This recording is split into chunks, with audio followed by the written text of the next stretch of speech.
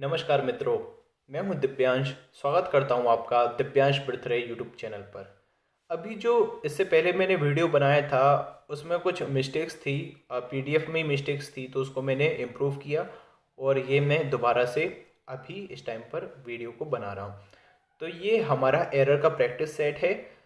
ये जो हम सीरीज़ स्टार्ट करेंगे इसमें सभी आपकी किरण पब्लिकेशंस की भी सभी एरर्स को कवर करवाया जाएगा।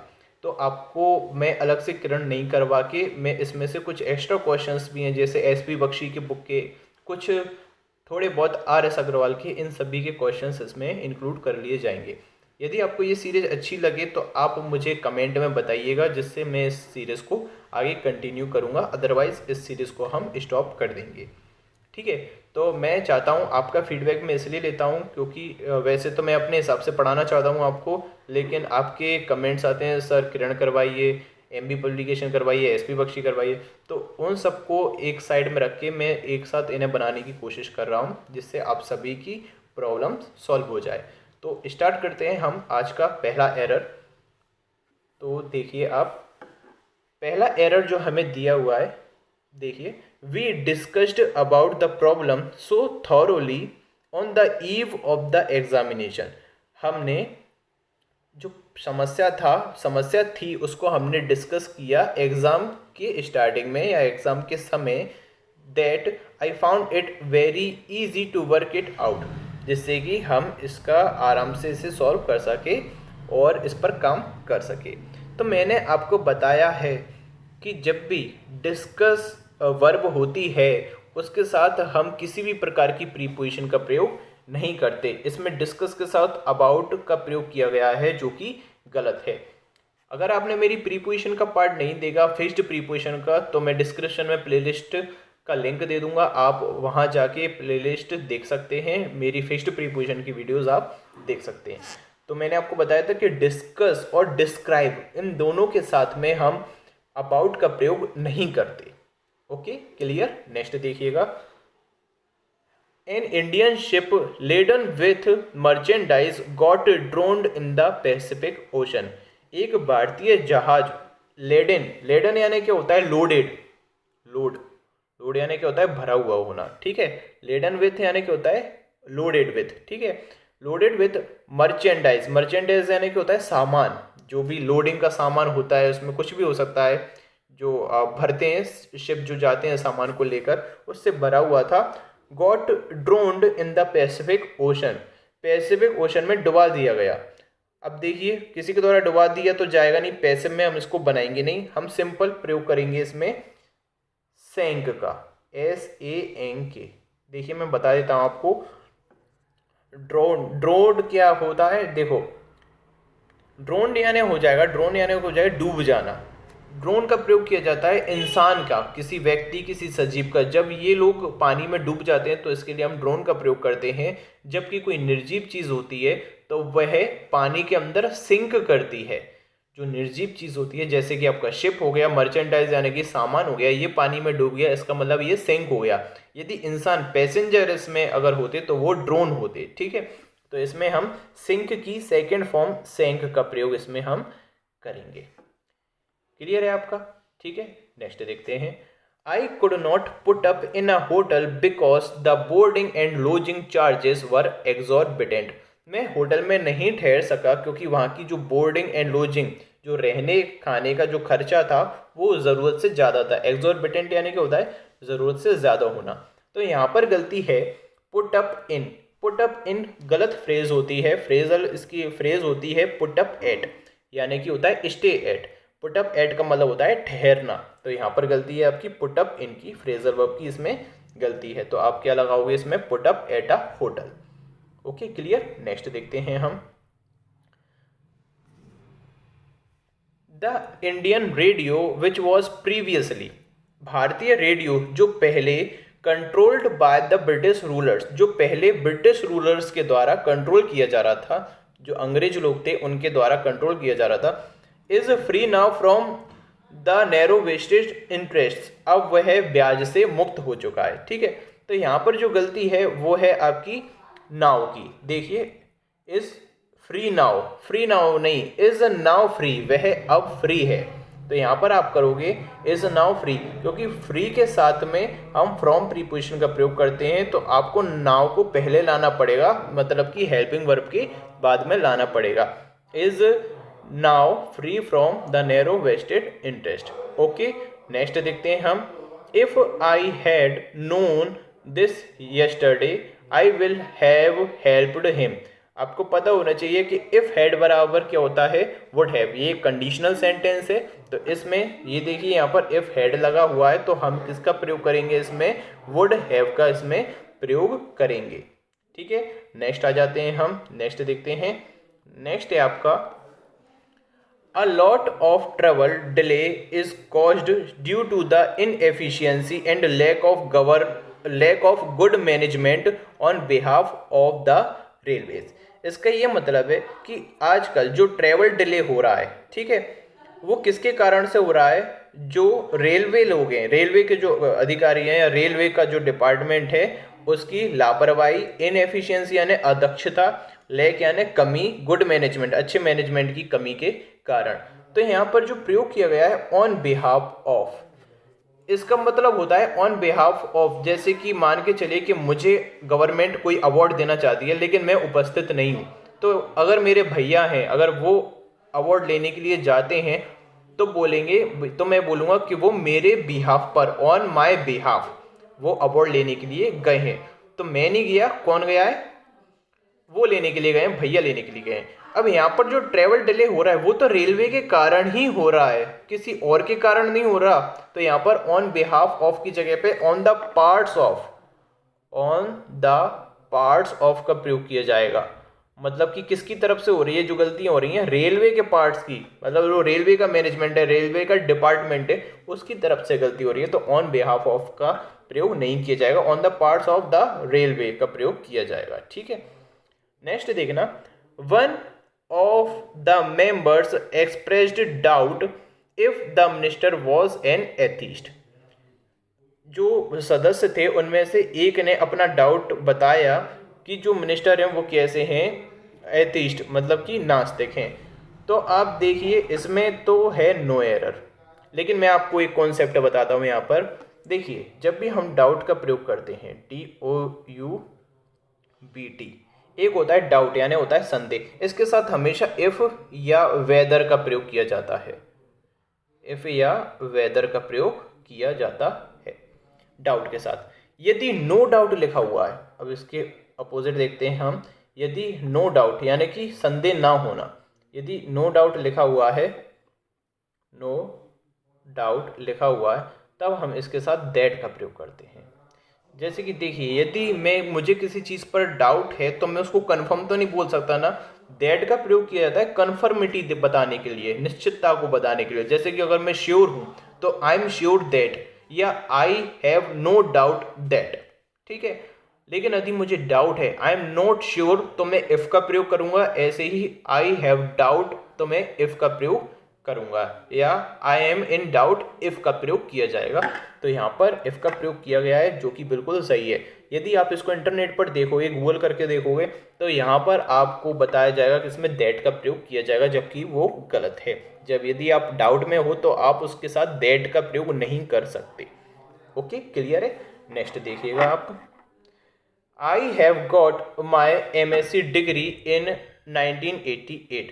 देखिए जब भी आप अपना कोई ग्रेजुएशन करते हैं, आप अपनी क्लास पास करते हैं, स्टैंडर्ड पास करते हैं, जैसे कि मैंने 10th क्लास पास की, तो आप बोलोगे I passed my 10th standard, या I passed my 12th standard. ठीक है, आपने जब भी की हो तो हम उसमें पास्ट इंडेफिनिट का प्रयोग करते हैं। जैसे कि आई डिड माई इंजीनियरिंग, मैंने अपना इंजीनियरिंग किया था, तो मैं बोलूँगा आई कंप्लीटेड माई इंजीनियरिंग। ठीक है, या I got my engineering degree.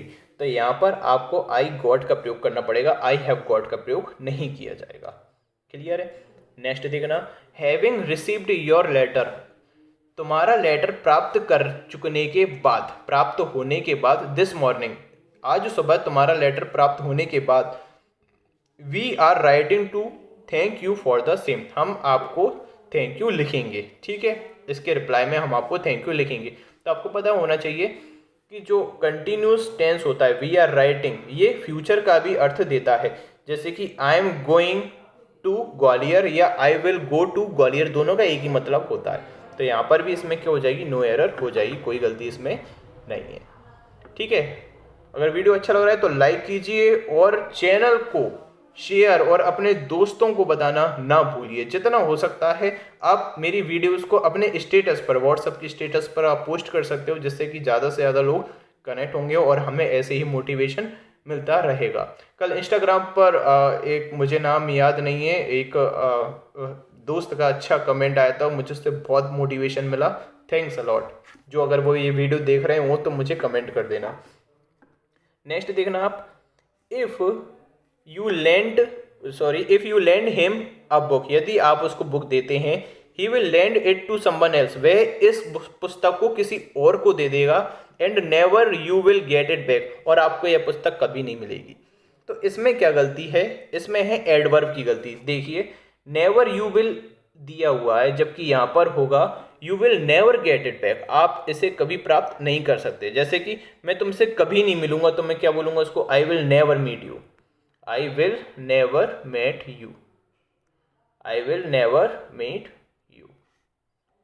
ठीक है, ऐसे हम लिखते हैं ना, कि ऐसे लिखेंगे हम I never will meet you, गलत हो जाएगा, ये क्या लिखेंगे हम, I will never meet you. ठीक है, तो ये क्लियर है।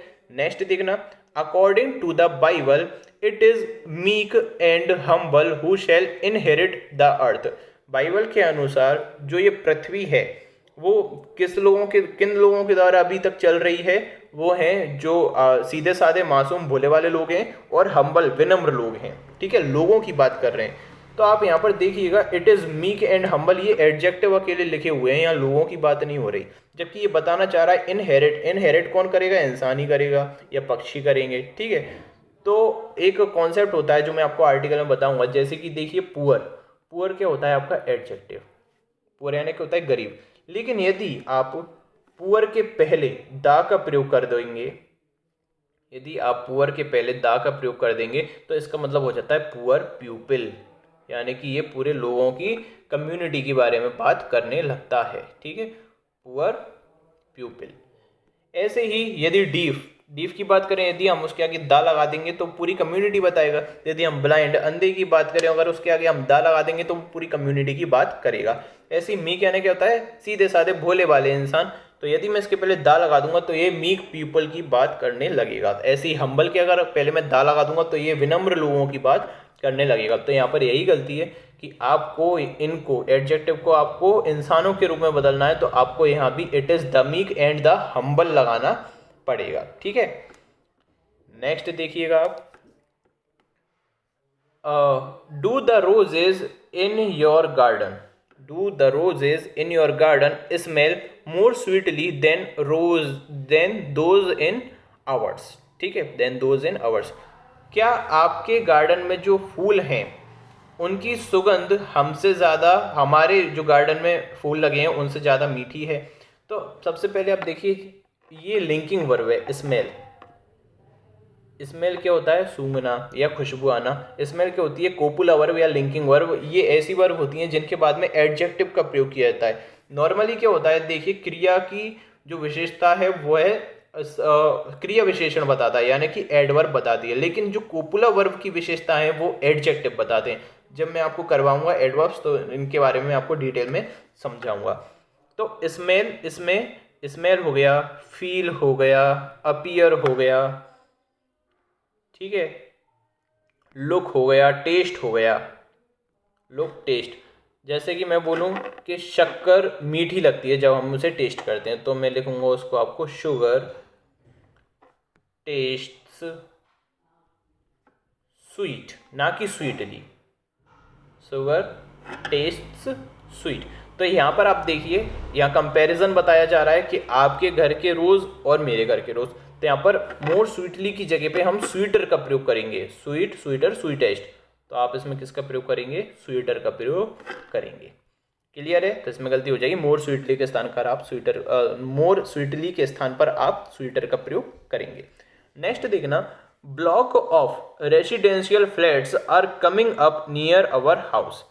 जो रेसिडेंशियल फ्लैट्स के जो ब्लॉक हैं वो हमारे पास में, हमारे घर के पास में आने वाले हैं या बनने वाले हैं। तो यहाँ पर आप देखिए, यहाँ पर देखिए आर लगा हुआ है, ठीक है। तो यहाँ पर आपको ब्लॉक्स करना पड़ेगा और द ब्लॉक्स करना पड़ेगा, क्योंकि नाउन ऑफ नाउन का स्ट्रक्चर है। देखिए रेसिडेंशियल फ्लैट भी नाउन है और ब्लॉक भी नाउन है।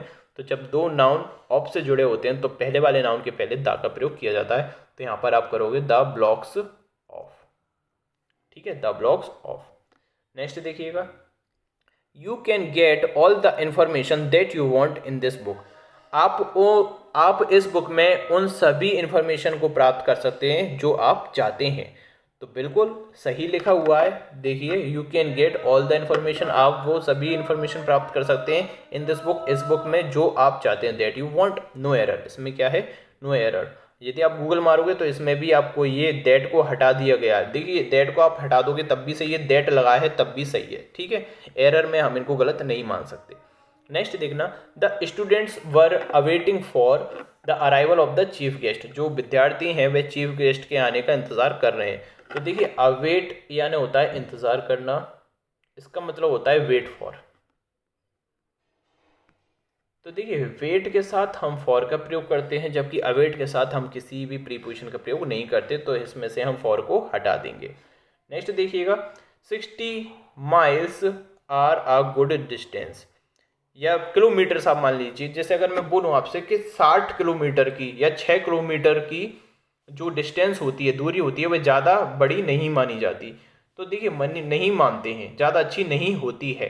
तो ये जो है, मैं अभी नाउन में ही, अभी आगे जो नाउन का पार्ट है उसमें आप देख लीजिएगा, उसमें मैं आपको और अच्छे से एक्सप्लेन करूँगा। तो यहाँ पर हम 60 माइल्स, इस आर की जगह पे हम इसका प्रयोग करेंगे। आप इसको ऐसे भी देख सकते हो, देखिए आर्टिकल का प्रयोग किया जा रहा है, आ गुड डिस्टेंस का प्रयोग किया जा रहा है। तो हम इसमें इसका प्रयोग करेंगे। जो 6 माइल्स की जो दूरी होती है वह ज़्यादा अच्छी दूरी नहीं होती है, ना कि नहीं होती हैं। देखिए जब भी है आएगा तो उसका मतलब होता है इज़, और यदि हैं आता है किसी सेंटेंस में बोलने पर तो उसका मतलब होता है आर। तो इसमें हम किसका प्रयोग करेंगे, चाहे 6 किलोमीटर्स हो जाए, 50 किलोमीटर्स हो जाए, लेकिन फिर यदि आर डिस्टेंस ऐसा कुछ लिखा हुआ है तो आप इसका प्रयोग करेंगे। नेक्स्ट देखना, they have been very close friends until they quarrelled. वे बहुत अच्छे दोस्त थे जब तक वे नहीं लड़े, वे बहुत अच्छे दोस्त थे। तो ये आप देखिए यहाँ पर दे क्वारल्ड, ये पास्ट इंडेफिनिट में लिखा हुआ है, सेकेंड फॉर्म में क्वारल की, और यहाँ पर ये परफेक्ट में लिखा हुआ है। तो आपको इसे पास्ट में करना पड़ेगा। तो इसमें आप लिखोगे they were very close friends until they quarrelled. वे बहुत अच्छे दोस्त थे जब तक वे नहीं लड़े, उसके बाद वे दुश्मन बन गए होंगे, है ना। नेक्स्ट देखना, when the dentist came in my tooth, when the dentist came in, जैसे ही दांत के डॉक्टर अंदर आए, my tooth was stopped aching. अब यहाँ पर आप देखना ये पैसिव बना दिया गया है, मेरे दांत को दर्द होने से रोक दिया गया, नहीं, मेरा दांत दर्द होना बंद हो गया, ठीक है। तो माई टूथ स्टॉप्ड एकिंग का प्रयोग किया जाएगा। इसमें वॉज का प्रयोग अनुचित है। यहाँ पर मेरे दांत ने दर्द करना बंद कर दिया, जैसे मैंने खेलना बंद कर दिया तो मैं क्या बोलूँगा, आई स्टॉप्ड प्लेइंग। ऐसे मेरे दांत ने दुखना बंद कर दिया, दर्द करना बंद कर दिया, तो माई टूथ स्टॉप्ड एकिंग, ठीक है। Out of fear that I might lose my teeth, किस डर से दर्द करना बंद कर दिया कि मैं अपना दांत खो दूंगा, ठीक है। तो यहाँ पर आप वॉज का प्रयोग नहीं करेंगे। नेक्स्ट देखना, it is the duty of every citizen to do his utmost. Utmost का मतलब होता है पूरा पूरा प्रयास, जितना हो सके, यथासंभव, पूरा प्रयास। अटमोस्ट यानी कंप्लीटली होता है लगभग, ठीक है, पूरा प्रयास या यथासंभव। तो यह हर एक नागरिक की ड्यूटी है कि वह अपना संपूर्णतः यथासंभव कोशिश करे, टू डिफेंड यानी कि बचाने की, the hardly won freedom of the country, उस आज़ादी को बचाने की कोशिश करे जो हमें बड़ी आसानी से मिल गई। तो देखिए हार्डली का मतलब क्या होता है, आसानी से मिल जाना। हार्डली यानी ना के बराबर जीती हुई, मतलब आसानी से जीती हुई, ना के बराबर जीती हुई यानी कि आसानी से जीती हुई। तो आप ये बताइए, जो हमने स्वतंत्रता प्राप्त की थी, क्या वो हमने आसानी से प्राप्त की थी या अच्छी खासी मेहनत करनी पड़ी हमारे क्रांतिकारियों को, हमारे लीडर्स को, हमारे नेताओं को, हमारे फ्रीडम फाइटर्स को, बहुत मेहनत करनी पड़ी। तो यहाँ पर हार्ड वॉन का प्रयोग किया जाएगा, ना कि हार्डली वॉन का, ठीक है, क्लियर है। कुछ स्टूडेंट्स बोलते हैं कि सर प्रोनाउंसिएशन अच्छा होना चाहिए। तो देखिए, आपको एग्ज़ाम निकालना है, आपको कुछ वहाँ पर भाषण नहीं देना है इंग्लिश में खड़ा होके। यदि आपको प्रोनाउंसिएशन अच्छा करना है तो आप कोई भी पर्सनैलिटी डेवलपमेंट का कोर्स आप बाद में कर लेना, जब आपका एग्ज़ाम क्लियर हो जाए, जब आपकी जॉब लग जाए। ठीक है, मैं इसलिए बोलता हूँ कि मैंने भी कोई प्रोनाउंसिएशन पर ज़्यादा खास ध्यान नहीं दिया है, लेकिन मैंने नॉलेज पर ध्यान दिया है। और मैं इसलिए बोलता हूँ इनको, जिससे आप लोग भी यदि जो स्टार्टिंग में भी अगर प्रिपरेशन कर रहे हैं तो उनको भी बड़ी इजीली समझ में आ जाए। अभी मैं ऐसे अगर बोलूं, जैसे कि आपने पढ़ा होगा टॉम्ब, TOMB, यानी कि होता है मकबरा, होता है टॉम्ब यानी। ठीक है, अब इसको लेकिन बोलते क्या है, टूम्ब। अभी मैं बोलूं पढ़ते पढ़ते टूम्ब, तो आप में से देखेंगे अरे यार ये क्या बोल दिया, टूम्ब क्या होता है, लेकिन टॉम्ब आपने पढ़ा हुआ है, इसको सभी ने पढ़ा हुआ है ना। तो आप प्रोनाउंसिएशन पर इतना ध्यान मत दीजिएगा, आप ओनली अपने मीनिंग्स अच्छे से कीजिए, और जैसा आप पढ़ रहे हैं आप पढ़िए। आपका कोई वहाँ पर पर्सनैलिटी डेवलपमेंट या फिर आपका इंटरव्यू नहीं लिया जाएगा वहाँ पर। ठीक है, तो आप इसकी बिल्कुल भी चिंता मत करें कि आपका प्रोनाउंसिएशन कैसा है। ठीक है, धीरे धीरे आप डेवलप हो जाओगे। नेक्स्ट देखना, और ये सबसे सरल एरर है इस पार्ट की, नो सूनर डिड। जब भी नो सूनर का प्रयोग किया जाता है तो हम उसके साथ देन का प्रयोग करते हैं, THAN वाले देन का प्रयोग करते हैं। ठीक है, तो देखिए, no sooner did I open the door, मैंने दरवाजा खोला ही ना था, than the rain heavy and stormy rushed in making us shiver from head to foot. जैसे ही मैंने दरवाजा खोला, या मैंने दरवाजा खोला ही ना था, कि जो पानी था, बारिश थी, बहुत ही हैवी थी और स्टॉर्मी यानी तूफान भरी थी, rushed in making us shiver from head to foot, जिसने क्या किया, हमें सर से लेके पैर तक कपा दिया। ठीक है, तो यहाँ पर नो सूनर के साथ हम किसका प्रयोग करते हैं, देन का प्रयोग करते हैं। तो वेन के स्थान पर हम किसका प्रयोग करेंगे, देन का प्रयोग करेंगे। आई होप आपको वीडियो अच्छी लगी होगी। यदि आपको वीडियो अच्छी लगी है तो कृपया कमेंट बॉक्स में कमेंट कीजिए, तभी मैं इसको कंटिन्यू करूँगा। और इस वीडियो का लाइक का टारगेट है 80। यदि 80 लाइक्स इस वीडियो को मिल जाते हैं तो मैं इसका नेक्स्ट पार्ट 3 दिन बाद लाऊंगा। तो ऐसे ही हमारा सीक्वेंस चलता रहेगा। देखिए, अल्टरनेट हम इन चीज़ों को करेंगे तो हमारी सारी चीज़ें कंप्लीट हो जाएंगी। तो रेगुलर अपडेट रहिए। मेरा नाउन का वीडियो भी देखा कीजिए, प्रीपोजिशन का भी देखा कीजिए, उसमें आपको काफ़ी नॉलेज मिलेगी जो कि आपके SSC से रिलेटेड एग्जाम के लिए काफ़ी ज़्यादा इम्पोर्टेंट है। धन्यवाद।